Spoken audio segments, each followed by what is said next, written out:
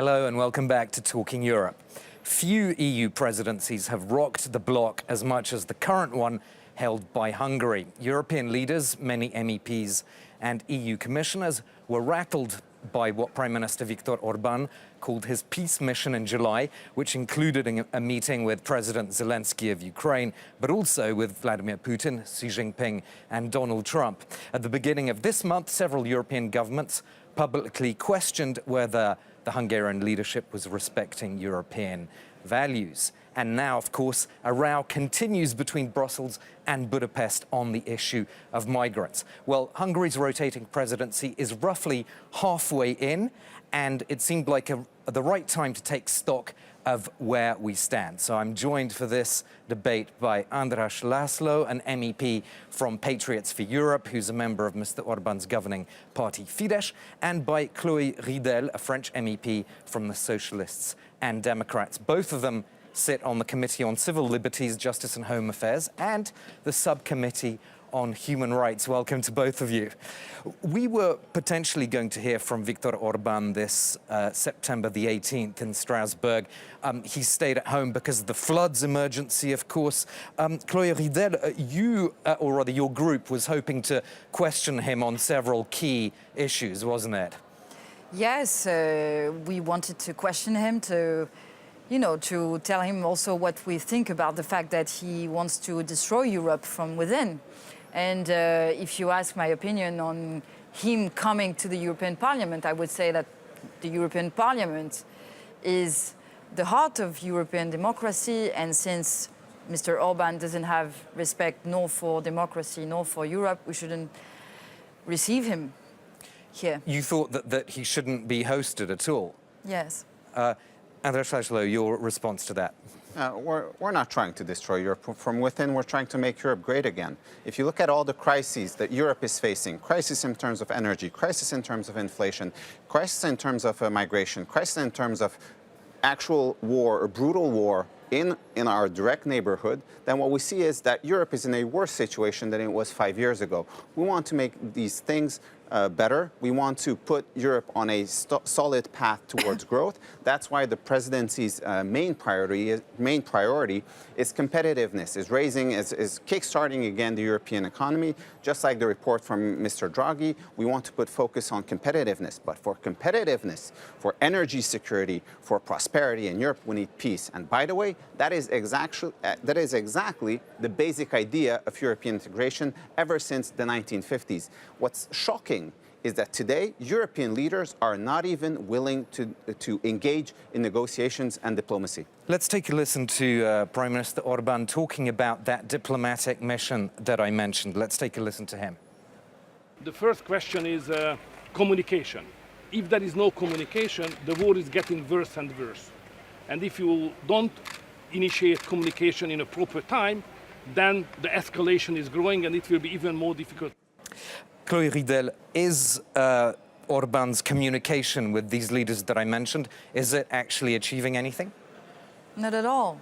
Of course we need dialogue. Of course we need communication, but we've been trying dialogue with Vladimir Putin for 20 years. It never worked. He has always followed his own agenda of violence and imperialism. So what Mr. Orban is doing now is breaking the unity of Europe in support of Ukraine, and we cannot accept that. And look at the result of its so-called peace mission, both in Russia and China.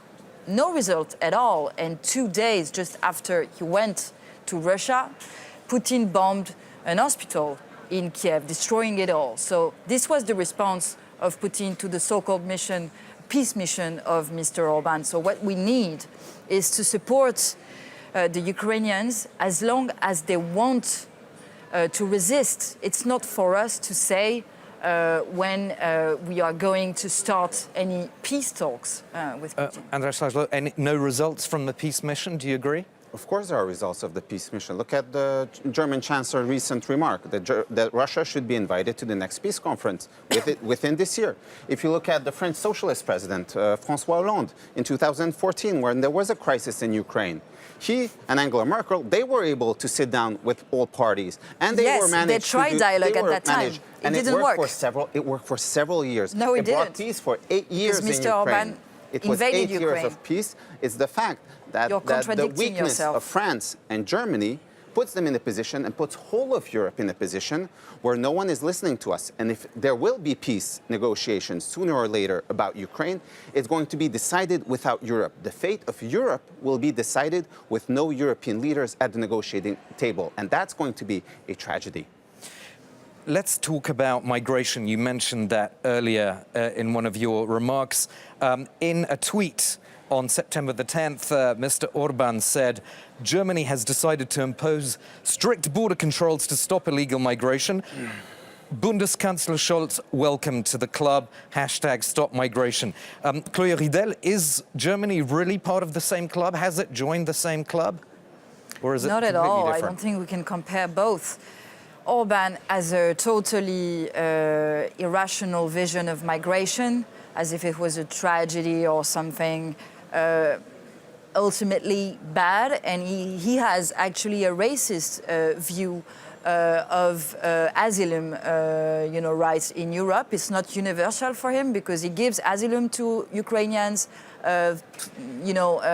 going away from the war, but it doesn't give asylum to Syrians back in 2015, also fleeing from the war. So we cannot, this is not the European, ideal. This is not the European history. We are a continent of the enlightenings, of the rule of law, of democracy, and I think that Orban betrays totally those values. Selective reception of migrants based on where they're coming from or not? No. Ukrainian refugees were let into Hungary from day one without any kind of limitations because they're a direct neighbor where there's a direct war going on. Your colleague was talking about Syria, though, in that context. Yeah, I'm coming to Syria. Okay. International law requires countries to provide safety for refugees arriving in the safe first country. Between Syria and Europe, there are several safe countries. There's no requirement for Europe to give asylum and protection to Syrians. If we want, we can help the countries which suffer from a great number of refugees in other parts of the world, and that's fine, and Europe has done that, but that is not our obligation. Our obligation is first and foremost towards European citizens and their security. And defending Schengen borders is a no-brainer. It's common sense. It's not even an issue between left and right. If you look at now, today, socialists in Sweden, socialists now in Germany, and in other countries, in Slovakia, they are all for stricter immigration rules and stopping the mass inflow of illegal immigrants because it leads to terrible and increasing number of crimes, violent crimes, and terror attacks. But wasn't this new asylum... This immediate link you do between a migrant and criminality is racism. I'm sorry to say that. All migrants don't kill, don't steal. The vast majority of them actually want to work and to integrate themselves. But you prevent them from doing so because you're doing everything you can to prevent us from welcoming them in a way that we should enable them to work and to build their lives with us. But migration is not equal to criminality. It's just the rationale Orban tried to install, but it's not true, and we have to repeat that. Well, I think it's pretty common sense. European citizens do link high criminality with mass immigration. It's German federal crime data from last year that 41% of all crimes were committed by 15% of foreigners in Germany. I'm talking violent crimes. If we look at this agenda of the European Parliament on Monday, the European Parliament itself linked the Solingen terrorist attacks to the problem of illegal immigration because it was an asylum seeker who was rejected, who was ordered to be deported from Germany. The order was never executed, and there were several cases, such cases also in France. Of course it's linked. These people, those who committed crime, who committed terrorism, were not even supposed to be here in Europe when they committed their crimes. What you do is always the same. You talk about crimes only when they are committed by foreigners. But we are talking about all crimes. And in France, the far right is doing the same technique. When a foreigner commits a crime, they talk about it. When it's not a foreigner, they don't talk about it. But actually, there was criminality in our country, even when there was no migration, you know, there was even more violence. So the link you do, again, is not automatic, and it's just installing fear among people, fear of the others. And, you know, in the history of humanity, there has always been migrants and people fleeing their country, not because they want it, but because they cannot live in their country. And we, as a country, as Europe, we are not an island in the middle of an ocean. We live in a world, a common humanity, and we have to also, you know, we cannot ignore the consequences of hunger and war all around the world. We have to take our share, not more than our share, but our share. Just on one final point, because we're running out of time, so last comments from you, András László.